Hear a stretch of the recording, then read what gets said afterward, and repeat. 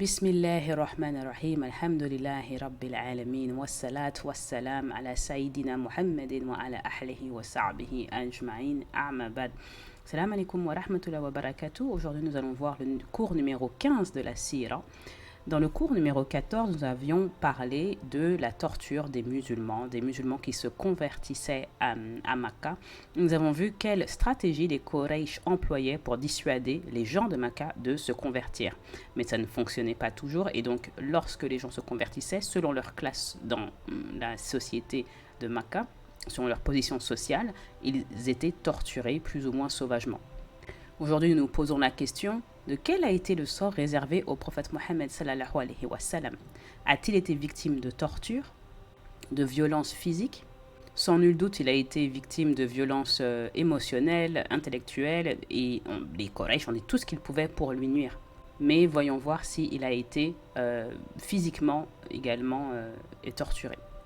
Donc nous avons dit que le prophète vient de la classe sociale la plus haute, il n'est pas comme les maoulas ou les esclaves, il n'a pas le même type de torture, mais il a eu son lot de difficultés, de souffrances, et ça a été en s'amplifiant jusqu'à ce qu'on arrive au niveau de tentative d'assassinat, qui culmine avec la grande tentative d'assassinat qui doit avoir lieu la veille de l'Hijra, donc la nuit avant que le prophète sallallahu alayhi wa sallam ne quitte la Mecque.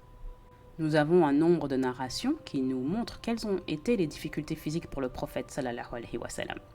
Parfois, par la grâce et la sagesse d'Allah, le prophète était protégé et d'autres fois, il ne l'était pas. Seul Allah sait par sa sagesse pourquoi il le protège certaines fois et pas d'autres. Parmi les incidents où il est protégé, on peut parler de cet incident avec Abu Jahal où il se vantait auprès de ses amis. En parlant du prophète, Abu Jahal dit « Je jure par Allat et par Uzat, qui sont leurs divinités. Donc je jure par ces deux divinités que si je revois cet homme, en parlant du prophète, je vais mettre mon pied sur sa nuque, pendant qu'il est en sajda, et je vais lui jeter du sable dessus. » Donc pendant que le prophète est en sajda, il voudrait mettre son pied sur sa nuque et lui jeter du sable dessus. Et il faut savoir que seul le prophète priait devant la Kaaba. C'est le seul qui avait la protection politique et l'assurance de prier devant la Kaaba. Et ça irrite Abu Jahal qu'il prie en public. Donc il fait cette menace. Les autres musulmans, bien sûr, n'osaient pas le faire et ne pouvaient pas le faire. Et donc le prophète sallallahu alayhi wa sallam est devant la Kaaba. Il va prier et pendant qu'il est en sajda, Abu Jahal se lève et il se dirige vers le prophète pour exécuter la menace. Les amis d'Abu Jahal sont derrière et ils le voient s'avancer. À un moment, il s'arrête net, il fait mine de repousser quelque chose et il recule tout doucement, jusqu'à revenir vers eux. Et donc ses amis lui demandent « Mais qu'est-ce qu'il s'est passé? Pourquoi est-ce que tu étais là en train de parler et tu peux même pas faire ce que tu as dit que tu allais faire? Pourquoi tu n'as pas mis ton pied sur son cou comme tu avais dit ?»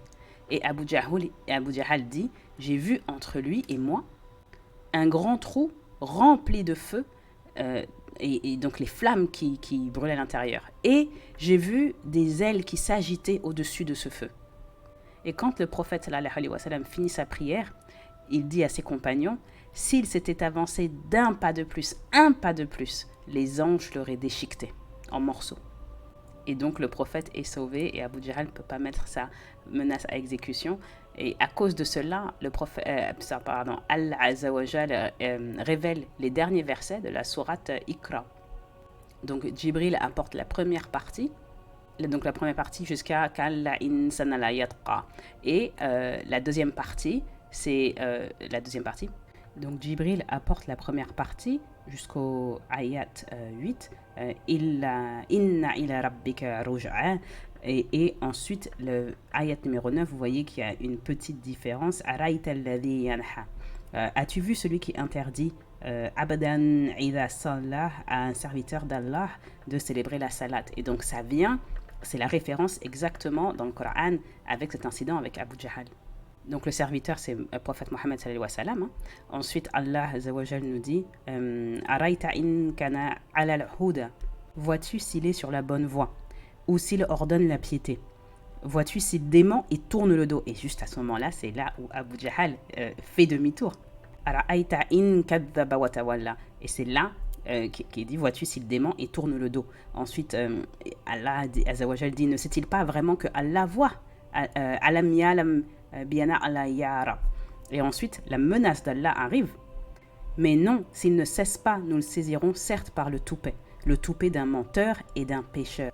Kalala in lam yantahi la nas fa bin nas nasiyatin kadhibatin khati'a. Et ça, c'est le toupet d'un menteur. Donc Allah le prévient, fais attention à toi.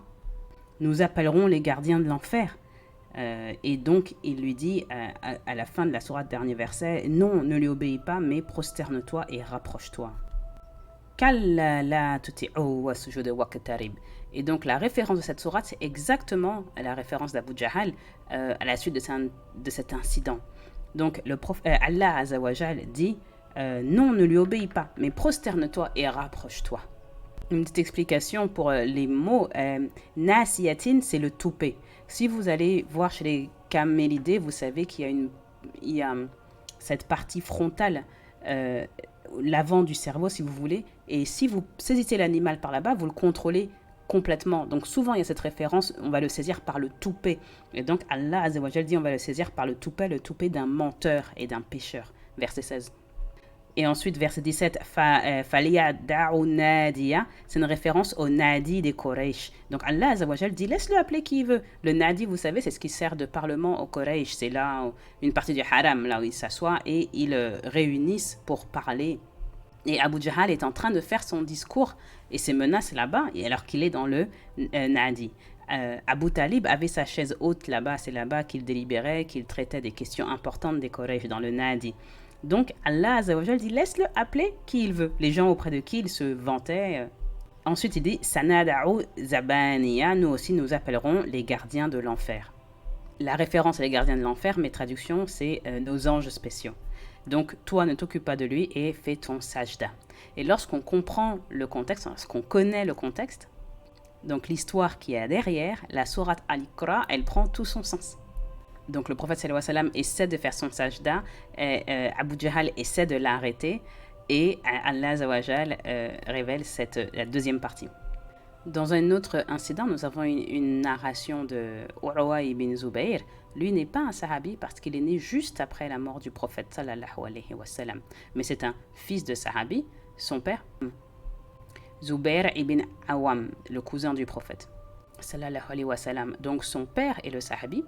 Sa mère, c'est Asma binti Abi Bakr, c'est la sœur de Aïcha.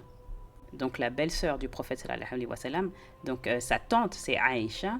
Et son grand frère, c'est Abdallah ibn Zubair. C'est le plus prestigieux des non-sahabis. Il est né juste après la mort du prophète sallallahu alayhi wa sallam. Abdallah ibn Zubair, il a 30 ans de plus, il est beaucoup plus âgé.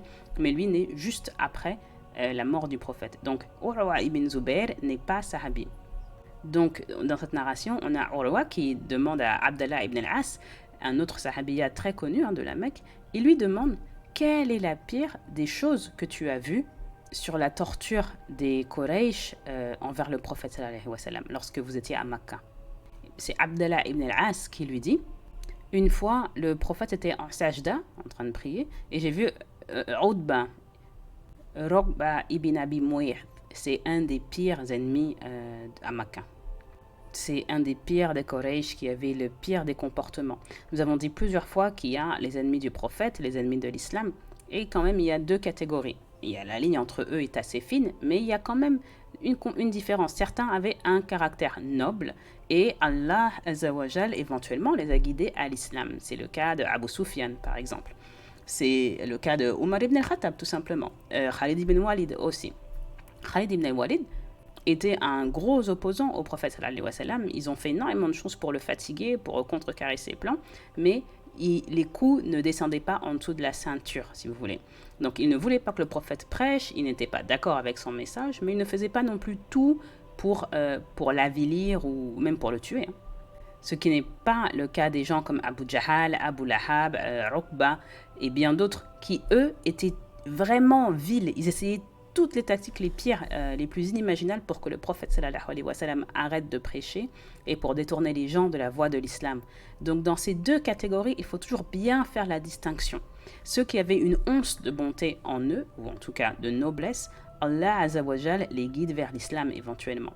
Et donc la pire catégorie, c'est celle de Uqba. Les autres tiennent des propos de mécréance, ils vont peut-être être physiques avec les esclaves, donc ils vont les tabasser. Hein. Ils vont lancer des mots qui piquent au prophète sallallahu alayhi wa sallam, mais ce n'est pas la catégorie de Umayya ibn Khalaf, le maître de Bilal. Retenez bien, Umayya ibn Khalaf. Il faut connaître ce genre de personnes juste pour pouvoir en dire tout le mal qu'on peut.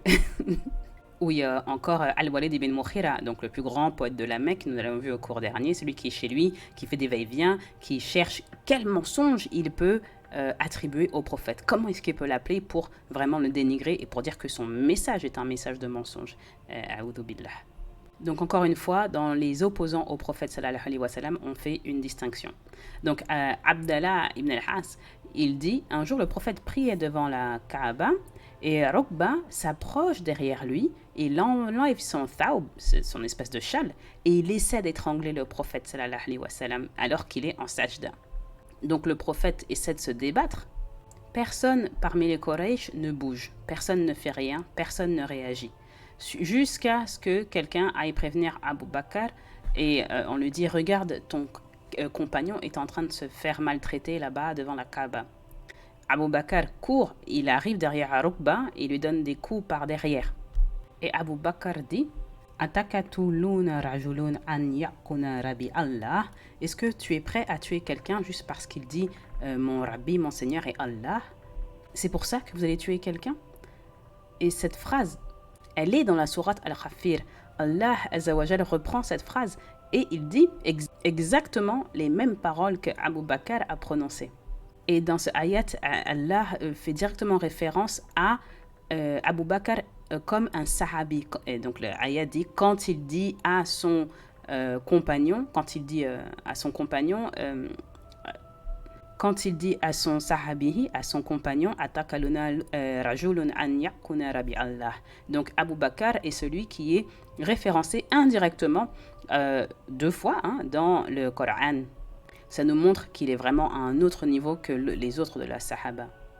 On a dit que celui qui était nommé directement par son nom, c'est Zayd ibn Haritha, l'enfant adoptif du prophète sallallahu alayhi wa sallam. Et celui qui est nommé indirectement, c'est Abu Bakr. Donc une fois dans la grotte, en chemin de l'Hijra, et là cette fois-ci. Et donc ils ont un statut au-dessus des autres de la Sahaba. Jusqu'à aujourd'hui, nous récitons ces ayats en reprenant les mots exacts d'Abu Bakr as-Siddiq. Et il y a d'autres exemples dans la Sira où le prophète sallallahu alayhi wa sallam est physiquement tabassé. À Makkah, en tout cas, on le frappe, mais lorsqu'il va à Taïf, il est carrément tabassé. Mais à Makkah, le prophète était surtout humilié. Donc il y avait beaucoup d'attaques pour l'humilier en public. Dans un hadith qu'on trouve dans Bukhari, mais dans d'autres livres également, Ibn Mas'ud raconte qu'il a été témoin d'une scène. Ibn Mas'ud, c'est un esclave. Il voit tout, mais il ne peut pas intervenir, parce que sinon, on l'aurait tué directement. Donc lui, il est là en tant que témoin. Donc il dit, un jour où Abu Jahal et les gens de sa clique étaient assis devant la Kaaba, et le prophète priait, vous verrez qu'il est toujours attaqué devant la Kaaba pour que tout le monde voit bien et qu'il soit bien humilié. Donc un jour où le prophète sallallahu alayhi wa sallam prie, Abu Jahal dit à sa bande, qui est capable, c'est un challenge, il dit, qui est cap d'aller prendre les entrailles du chameau, ça me rappelle mon âge parce que qui est cap, les jeunes ils vont pas comprendre. Donc qui est capable d'aller ramasser les entrailles du chameau? Ils ont tué un chameau la veille et les restes sont envoyés, jetés en dehors, un tout petit peu en dehors de Makkah. Donc ils avaient sacrifié le chameau la veille et les restes donc sont dans les déchets, ce qui sert de décharge. Et Abu Jahl dit donc qui donc est capable d'aller chercher les restes, donc les entrailles. Imaginez bien, il y a tout ce qui est les défécations, le sang, les boyaux, tout. Qui va aller prendre ça pour venir le mettre sur le dos du prophète? Et bien sûr, c'est Uqba ibn Abi Mu'ayth qui se porte volontaire comme d'habitude. Mais imaginez, c'est un noble des Quraysh, il est bien habillé, il est parfumé, vous savez que les Arabes aiment leur parfum. Mais c'est lui qui se lève, il va à l'extérieur, chercher lui-même avec sa main les entrailles. C'est lourd, ce qui reste, les restes du chameau. Donc il prend tout et il dépose le tout sur la tête et le dos du prophète sallallahu alayhi wa sallam. Et c'est tellement lourd que le prophète est bloqué, il est en soujoud, il ne peut pas se relever. Certains pourraient me dire, mais comment est-ce que le prophète, comment est-ce qu'il a eu le temps d'aller chercher tout ça et ensuite revenir le mettre sur le dos du prophète? Les prières du prophète sallallahu alayhi wa sallam étaient longues. Ce n'étaient pas des prières de 5 minutes. Elles étaient d'au moins 1 heure. Donc même si c'était des prières de 2 rak'at, c'était des longues prières. Donc la plus courte peut-être 20 minutes, mais jamais 5 minutes. Donc il a le temps d'aller chercher tout ça. Le prophète faisait également des longues sajdas. Et Ibn Mas'ud raconte, les gens ont commencé à rigoler. Et donc il y en a qui rigolaient tellement qu'ils sont tombés par terre, ils tombaient sur leur côté, ils avaient vraiment des fous rires, hein. Ils se tapaient dessus tellement ils rigolaient. Pour eux c'était la farce de l'année. Et Ibn Mas'ud, il ne pouvait pas réagir parce que c'est un esclave de la même... Donc il est de la même classe que Bilal, un tout petit peu dessus, mais bon, il n'a pas de support. Il n'a pas d'amana, il n'a pas de pouvoir, personne ne va l'aider Ibn Mas'ud. Donc le prophète reste en sajda jusqu'à ce que quelqu'un de bienveillant aille prévenir sa fille Fatima en lui disant « ton père est bloqué, va l'aider ». Et Fatima, elle a peut-être 8-9 ans, donc Ibn Mas'ud dit c'est une jeune fille. Elle pleure et elle court, elle va aider son père, elle enlève les entrailles, les boyaux, les intestins, les stomates, les excréments, elle enlève tout et pour qu'il puisse se relever. Le prophète sallallahu alayhi wa sallam se lève et il leur fait face. Il leur fait face et il lève un doigt vers le ciel. Et quand il le voit comme ça, tout le monde se tait. Tout ce qui est en train de rigoler, tout le monde se tait. Et le prophète sallallahu alayhi wa sallam commence à faire des doigts en les nommant directement par leur nom, chacun à leur tour. Allahumma alayka ibn Abi Jahal.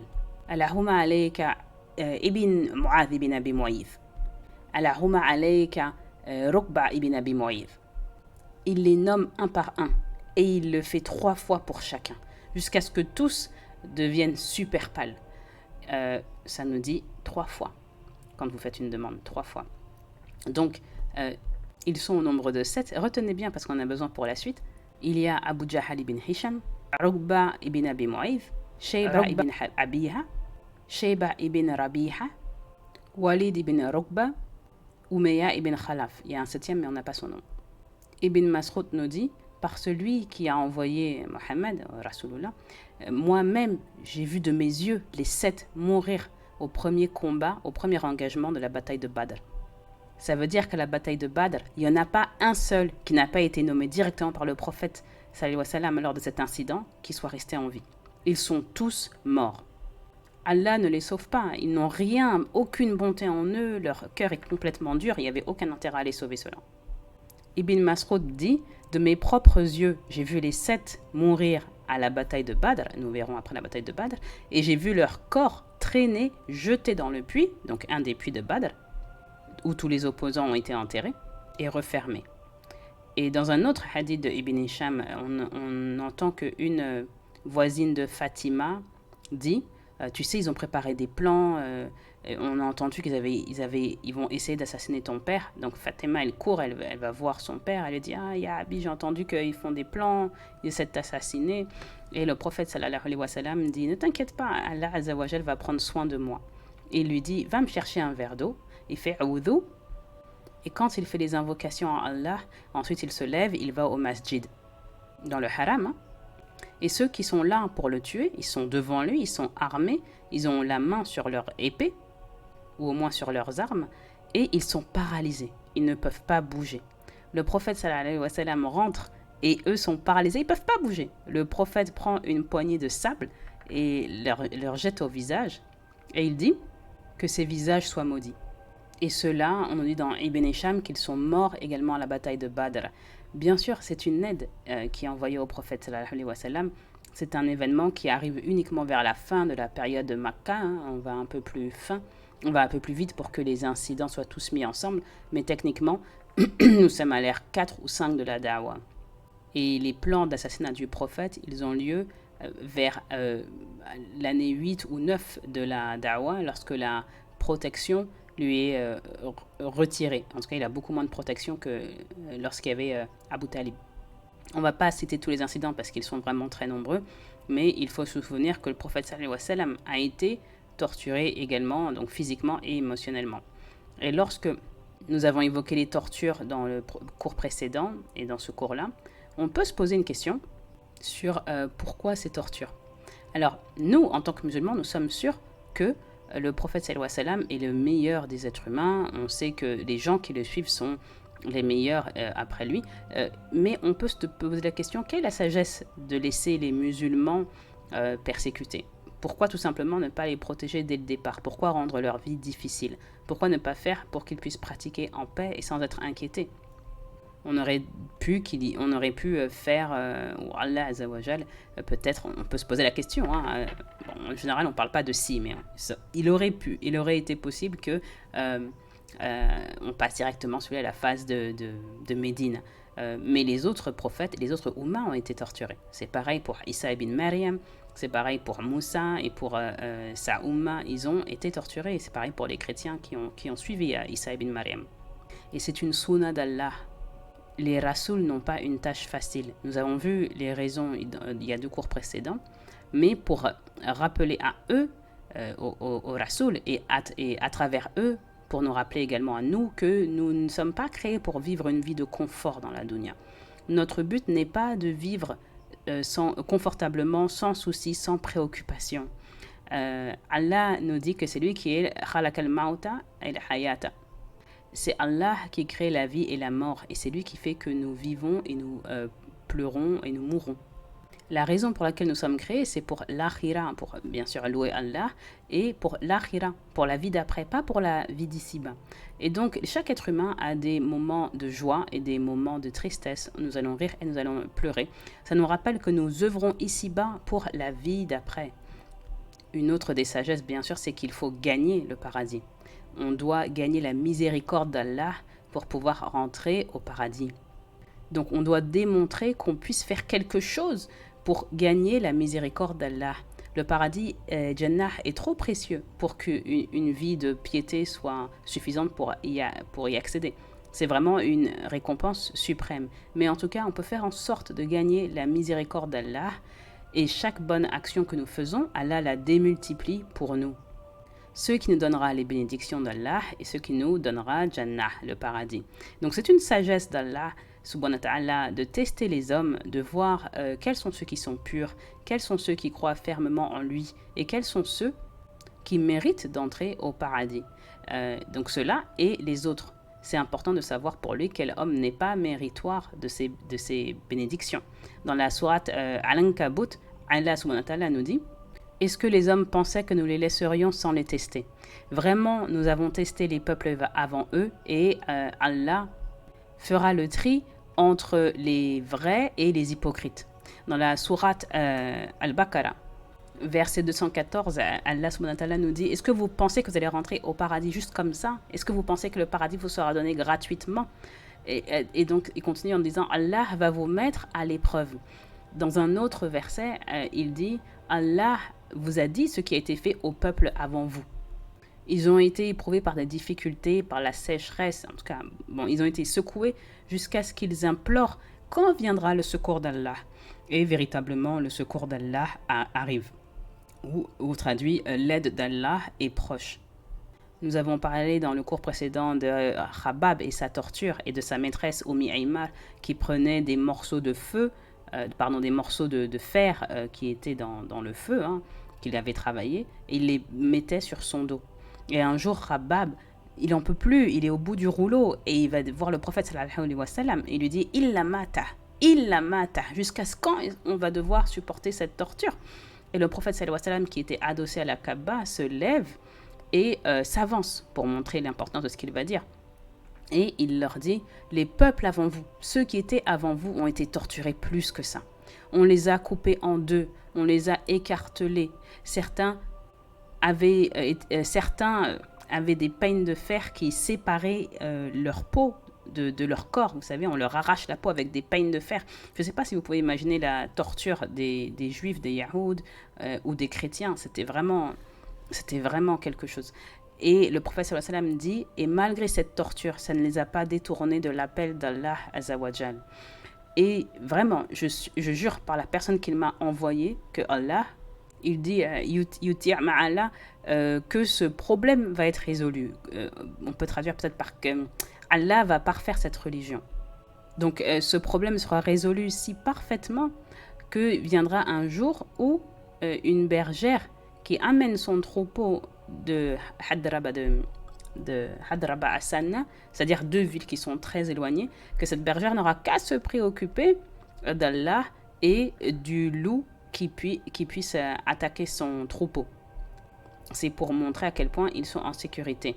Une femme musulmane donc, pourra faire ce chemin-là, elle n'aura à craindre que Allah et les bêtes sauvages. Et c'est exactement ce qui s'est passé. La paix et la sécurité dans les pays musulmans sous le califat était au maximum, était incomparable.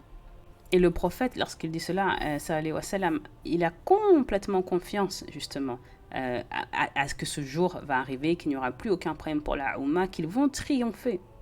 Ils vont être en sécurité. Et donc le prophète sallallahu alayhi wa sallam leur dit, vous êtes impatients et bien sûr nous serons testés au début. Et c'est pareil pour chacun d'entre nous.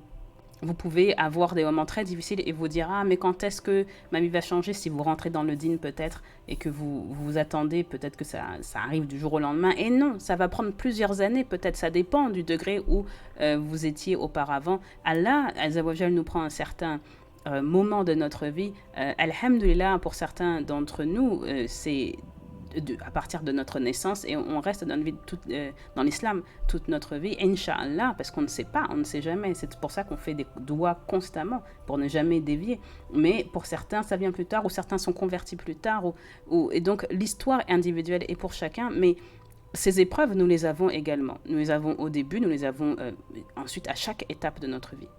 Et la torture est différente selon les époques. Si on compare, et c'est pour ça qu'on fait ces cours de sira, vous voyez bien que notre situation n'est vraiment pas comparable à ce que les compagnons ont vécu ou même les peuples auparavant ont vécu. Bien sûr, il y a des persécutions pour les différents musulmans, les groupes musulmans, pour notre Ummah à travers le monde. Et quand on voit les situations, par exemple celle des Palestiniens ou celle des Ouïghours ou celle des Rohingyas, on peut se dire vraiment c'est terrible et ils vivent des choses qui sont terribles, mais se rappeler l'histoire des peuples précédents nous exhorte et Inch'Allah nous encourage et nous encourage nous, la Oumma tout entière, à faire des doigts pour chacun de nos frères et sœurs qui est dans la souffrance. Le prof ici nous parle un petit peu de la torture des chrétiens, ceux qui étaient jetés au lion. Donc, ils sont torturés par les Romains qui sont à l'époque païens jusqu'à ce que l'empereur Constantin se convertisse au christianisme. Et avant cela, les chrétiens sont torturés de façon abominable. Mais jusqu'à ce qu'ils se convertissent, Constantin, les Romains sont païens et ils persécutent les chrétiens. On parle souvent de l'empereur Néro qui utilisait les chrétiens comme les ampoules à travers la ville. Donc, il en faisait des bûchers, il les enduisait d'huile. Ensuite, il les empilait sur un pôle et il les mettait sur des pôles et pour qu'ils éclairent la ville. Donc, il leur mettait le feu vivant. Et ce genre de persécution, subhanallah, on ne peut même pas l'imaginer. Et donc, les persécutions étaient incroyables. Et de manière beaucoup pire, bien pire que les musulmans qui ont accepté l'islam tout à fait au début. Et le prophète sallallahu alayhi wa sallam leur dit, ils ont été persécutés ces gens-là beaucoup plus que vous et n'ont jamais quitté le chemin d'Allah.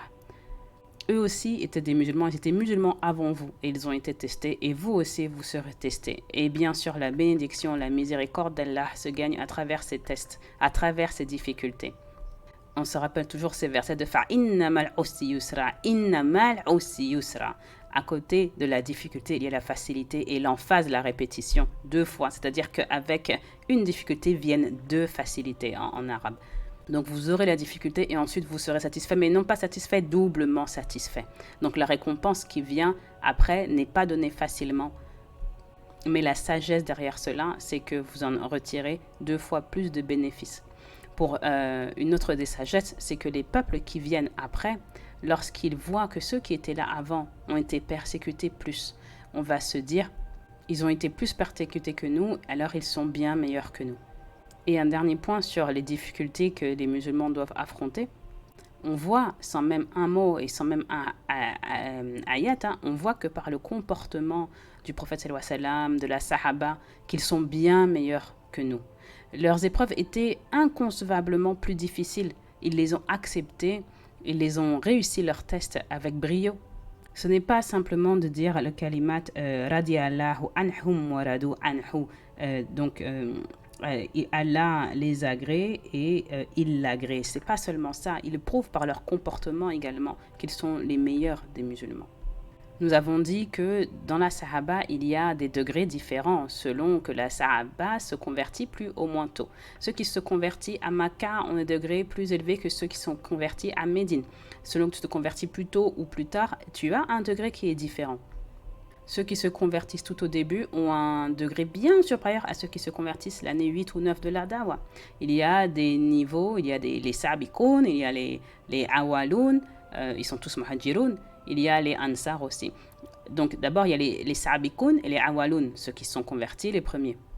Eux ce sont les muhajiroun du groupe 1. Et il y a aussi les ansar, eux ils sont également préférés. Et il y a aussi les muhajiroun du groupe 2. Et Allah a établi un ordre parmi la Sahaba. La dernière sagesse ici, c'est aussi que nous pouvons avoir des modèles. Parce que le prof nous dit aucune société n'a vécu, aucune Oumma musulmane, enfin aucun groupe de musulmans n'a vécu cette persécution que les musulmans ont vécue à l'ère de Makkah au tout début.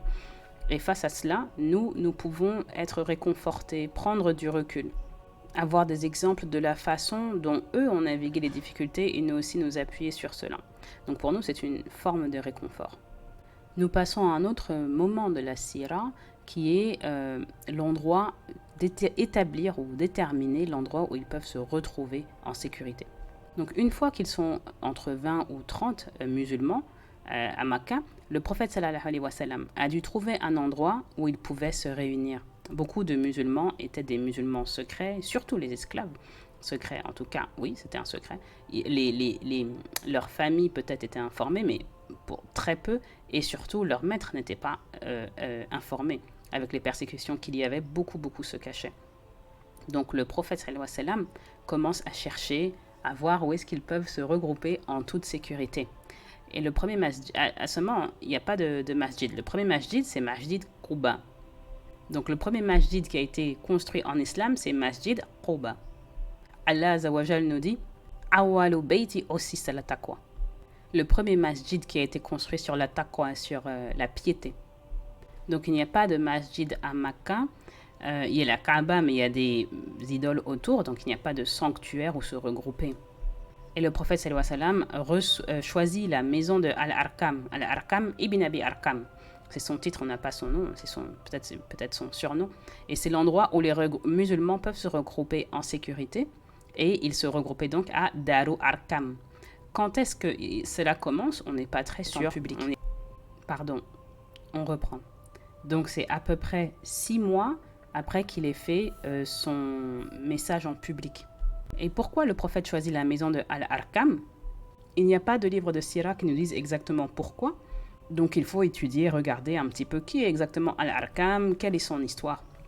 Et ensuite on peut en tirer les bénéfices et les sagesses. Pourquoi est-ce qu'il a choisi chez Al-Arqam? Donc Al-Arqam, c'est un noble des Quraysh, mais il n'est pas des Banu Hashim. Il vient de chez les Banu Makhzoum. Et dites-moi qui est le personnage le plus célèbre de chez les Banu Makhzoum, une personne détestable, pour vous mettre sur la voie. Donc en choisissant quelqu'un qui n'est pas des Banu Hashim mais des Banu Makhzoum, automatiquement, personne ne se douterait qu'un Banu Makhzoum aiderait un Banu Hashim. Abu Jahl nous dit qu'il y a une grande rivalité, une grande compétition entre les Banu Makhzoum et les Banu Hashim. Donc Abu Jahl dit à Abu Sufyan, quand Abu Sufyan lui demande qu'est-ce que tu as pensé quand tu as écouté le Coran la dernière fois, et Abu Jahl dit comment est-ce que nous on peut rivaliser alors qu'ils nous disent ils ont un prophète. Nous avons été en compétition toute notre vie pour les hujjaj, pour les nourrir, pour l'eau, pour telle chose, telle ça. Et comment est-ce qu'on peut rivaliser avec un prophète? Donc jamais de ma vie je n'accepterai. Donc on l'a vu dans le cours précédent. Et donc l'islam vient détruire tout cela. En islam, c'est ton frère musulman qui est plus important que les Banu Makhzoum ou les Banu Hashim. Mais les païens de la Mecque ne peuvent pas comprendre cela. Et Al-Arqam, c'était un de ceux qui a accepté l'islam le plus tôt. On dit qu'il fait partie des 10 premiers convertis. Donc le prophète sallallahu alayhi wa sallam a complètement confiance en lui. Comme c'est un endroit à Makkah qui doit rester en sécurité, alors il faut choisir quelqu'un à qui tu pourrais vraiment confier ta vie. Un autre point, c'est que Al-Arqam hérite cette maison de son père. Il est assez jeune, On dirait à notre époque que c'est un adolescent, il a à peu près 17-18 ans. Donc pour Makka, c'est un jeune homme, mais personne ne pouvait penser qu'un jeune homme risquerait tout pour aider Rasulullah. Un autre point qu'on peut considérer, c'est que bien sûr, personne ne sait qu'il est musulman, il l'avait gardé pour lui, et donc personne ne pouvait se douter que chez lui, ça pouvait être un point de rassemblement. Et donc comme personne ne se doute que lui est musulman, c'est un autre degré de protection pour les musulmans. Et un autre point très important, c'est que la maison d'Al-Arqam, elle est située juste derrière la montagne de Safa. Et Safa, c'est pile dans le centre de Makka. C'est dans le centre, c'est pas à l'extérieur. Donc pourquoi choisir un point de ralliement qui est dans le centre de Makka, presque à la vue de tous? Et la maison vraiment est derrière la Kaaba. Pour eux, c'est parfait. Si le point de ralliement était une maison juste en dehors de Makka, tous les jours, on voit 40 personnes qui se promènent et qui vont en dehors de Makka. Ils vont être, ils vont le savoir en 2-3 minutes. Enfin, en 2 jours, ils vont être repérés. Mais en plein centre-ville, c'est l'endroit où tout le monde va tous les jours.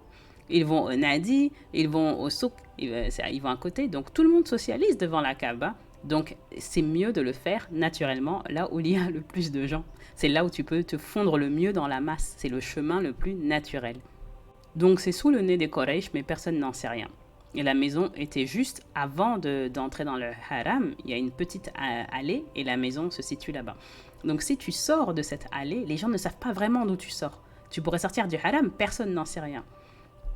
Et une dernière peut-être supposition qui est logique, hein, et quand on fait la sira, on essaie de toujours avoir un esprit critique quand on étudie n'importe quelle autre science. On sait qu'il y a à peu près 40 musulmans à la Mecque. Et 40, c'est beaucoup pour la Mecque. On a dit que la Makka, c'est peut-être 1000 habitants, pas plus que ça. Donc la maison de Al-Arqam, ça doit être une des plus larges maisons, je suppose. C'est là, dans cette maison, Ammar ibn Yasir a accepté l'islam. Shuaib al-Rumi aussi accepte l'islam là-bas. Et même Omar ibn al-Khattab accepte l'islam là-bas. Et nous verrons dans le cours prochain, lorsque Omar ibn al-Khattab se convertit, c'est Khabbab qui l'amène, parce qu'il veut s'assurer que Omar est vraiment sincère tout d'abord, et ensuite il l'amène chez Al-Arqam. Et lui, il lui dit, donc eux disent, mais qu'est-ce que t'as amené ici? En gros, t'as amené l'ennemi des musulmans, pourquoi t'as fait ça? En plus, c'est leur endroit secret. Il a le mot de passe, il a tout ce que... Donc les autres ne savent pas qu'il s'est converti. Et il dit, non, il y a une raison, laisse-moi parler au prophète sallallahu alayhi wa sallam, Khabbab dit. Et Omar ibn al-Khattab accepte l'islam ainsi. Et quand on regarde les raisons pour lesquelles la maison de Al-Arqam a été choisie, rien n'est laissé au hasard. Le prophète sallallahu alayhi wa sallam est très intelligent. Ici, tout est bien pensé. Le puzzle est reconstitué. Tout a un sens pour sur le fait d'avoir choisi ce point de ralliement. Le prochain événement ou le prochain incident qui est mentionné dans la Sira, c'est l'immigration vers l'Abyssinie. Et nous le verrons dans la deuxième partie de ce cours. J'essaie de faire des audios qui ne sont pas trop, ou des vidéos qui ne sont pas trop longues. Et donc je vous dis assalamu alaikum wa rahmatullahi wa barakatuh. Et nous nous voyons, Inch'Allah,